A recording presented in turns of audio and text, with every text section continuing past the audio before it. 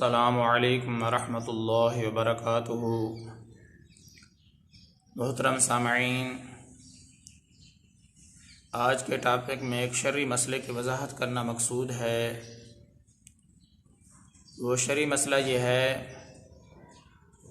किसी से माली जुर्माना वसूल करना शरअन जायज़ है या नहीं। तो याद रखना चाहिए, अहनाफ के नज़दीक ताज़ीर बिलमाल यानी जुर्माना वसूल करना या किसी के ऊपर जुर्माना लगाना शरई तौर पर नाजायज़ है। लेकिन इसका रुझान मुआशरे के अंदर इतना बढ़ गया है, तकरीबन 100% कह लें तो बेजा ना होगा। हर आदमी इस गुनाह के अंदर मुलव्विस हो रहा है, इस गुनाह के अंदर शरीक हो रहा है।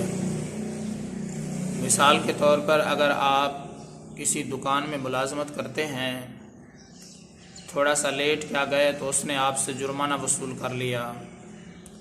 अगर किसी मजबूरी की वजह से आप दुकान पर नहीं आ सके तो जुर्माना वसूल कर लिया। और इसी तरह प्राइवेट स्कूल हैं, उनमें अगर बच्चा थोड़ा सा लेट हो जाए तो उससे जुर्माना वसूल करते हैं।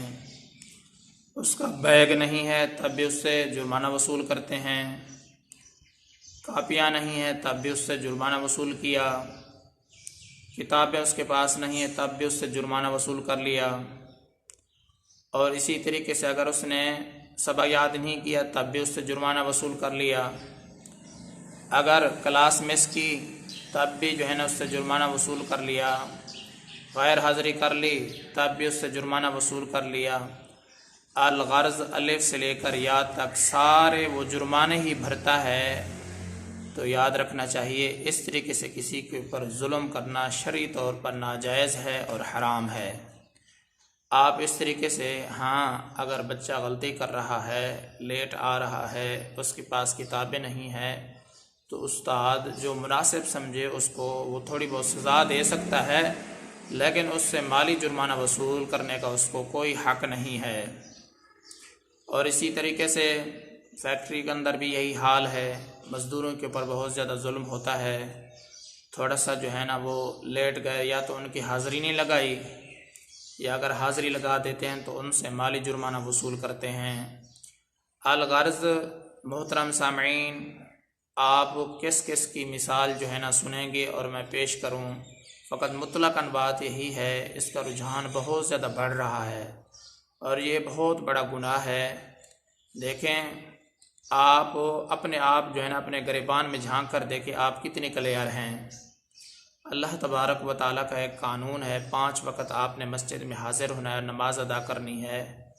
तो आप हमें बताएं कि जब आज़ान होती है तो आप अपने दफ्तर को छोड़ते हैं, अल्लाह ताला के कानून पर अमल करते हुए मस्जिद की तरफ आते हैं, कि जब आप इतने बड़े खुदा की नाफरमानी कर रहे हैं, आपको अल्लाह ताला के हुक्म की कोई परवाह नहीं है, आप अपने दफ्तर को, फैक्ट्री को नहीं छोड़ रहे, अपनी दुकान को नहीं छोड़ रहे, आप जब अल्लाह ताला के कानून को तोड़ रहे हैं तो आपके कानून की कैसे, आपकी कानून की क्या वैल्यू है और क्या कदर है अल्लाह ताला के कानून के सामने। जब आपने इतने बड़े परवरदिगार के कानून को तोड़ दिया है तो क्या आप तवक्को रखते हैं आवाम से कि आपके कवानीन पर अमल किया जाएगा? आप उनसे जुर्माने वसूल कर रहे हैं, कभी क्या जुल्म कर रहे हैं, कभी क्या जुल्म कर रहे हैं। इसलिए भाई, इन तमाम बातों पर तवज्जो देने की ज़रूरत है।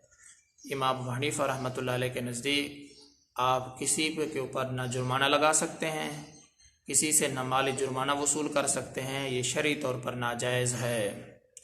लेकिन अगर आपने किसी से जुर्माना वसूल कर लिया है तो उसको वापस करना ज़रूरी है, हज़म नहीं करना। आपने अगर किसी से जुर्माना ले भी लिया है, आपसे अगर गलती हो गई है तो आप उससे लिया हुआ जुर्माना उसको वापस कर दें। अल्लाह ताला से आप डर जाएं, अल्लाह ताला का खौफ करें, क्योंकि अच्छा अंजाम नेक लोगों का ही होता है। मोहतरम सामईन, खुलासा कलाम ये है कि ना ही आप किसी से माली जुर्माना वसूल कर सकते हैं, ना किसी के ऊपर लगा सकते हैं। अगर आपने अनजाने में किसी से वसूल कर भी लिया है तो आप उसको वापस कर दें। अल्लाह ताला से डर जाएं कि अच्छा अंजाम नेक लोगों का ही होता है। वो जो माली जुर्माना आपने वसूल किया है तो उसको वापस कर दें। मोहतरम सामईन, अल्लाह तबारक व तआला की ज़ात से उम्मीद करता हूँ आपको ये मसला सही तरीके से समझ में आ गया होगा। मैं आप सब की दुआओं का तलबगार हूँ। मोहम्मद सनाउल्लाह फ़ारूक।